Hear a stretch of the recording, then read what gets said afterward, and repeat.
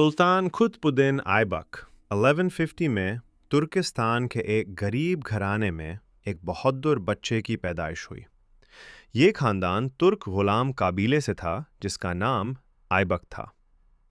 बचपन ही में उसे अपने घर वालों से जुदा कर दिया गया और निशापुर की गुलामों की मंदी में लाया गया। वहाँ उसे एक मशहूर ताजिर और काजी फ़खरुद्दीन अब्दुल अज़ीज़ कूफ़ी ने खरीद लिया, जो इमाम अबू हनीफ़ा की औलाद में से थे।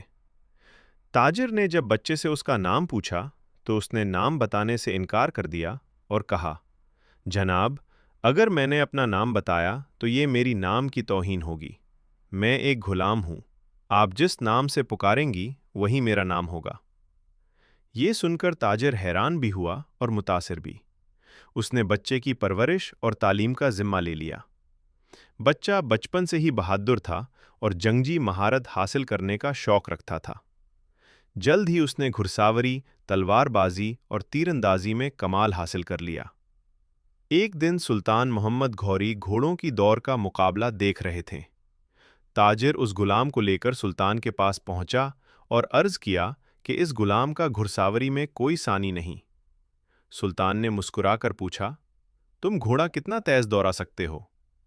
लड़के ने अदब से जवाब दिया, हुजूर, घोड़े को तेज दौड़ाना महारत नहीं, उसे अपना ताबे बनाना असल महारत है। सुल्तान ने हैरानी से उसे देखा और एक बेहतरीन घोड़ा देकर कहा, इसे अपना फरमानबरदार बनाकर दिखाओ। लड़का फौरन घोड़े पर सवार हुआ, कुछ दूर तक दौड़ाया और जब वापस आया तो लोग हैरान रह गए कि घोड़ा अपने पहले निशानों पर ही चलकर आ रहा था।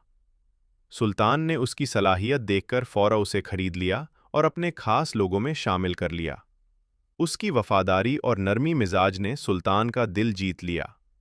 एक मर्तबा सुल्तान ने अपने गुलामों में तोहफे तकसीम किए, मगर इस लड़के ने अपना हिस्सा बुजुर्गों में बांट दिया।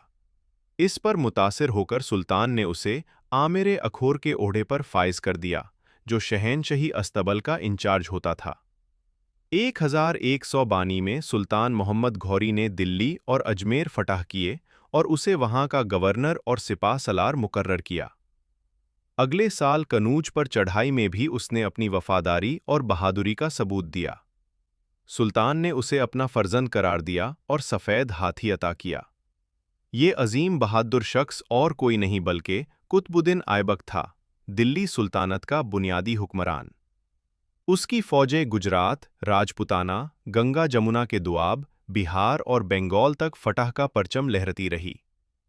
जब 15 मार्च 1206 को सुल्तान मोहम्मद घौरी झेलम के करीब हलाक हुआ, तो जून 1206 में ऐबक ने लाहौर में अपनी तख्त नशीनी का ऐलान कर दिया। हुक्मरानी के दौर में उसने निज़ाम सल्तनत को मजबूत किया, अमन कायम किया और उलामा का एहतराम किया। अपनी सखावत की वजह से तारीख में लख बख्श के नाम से मशहूर हुआ। नवंबर 1210 में लाहौर में छोगा यानी पोलो खेलते हुए घोड़े से गिरकर उसका इंतकाल हो गया। उसे लाहौर में दफन किया गया।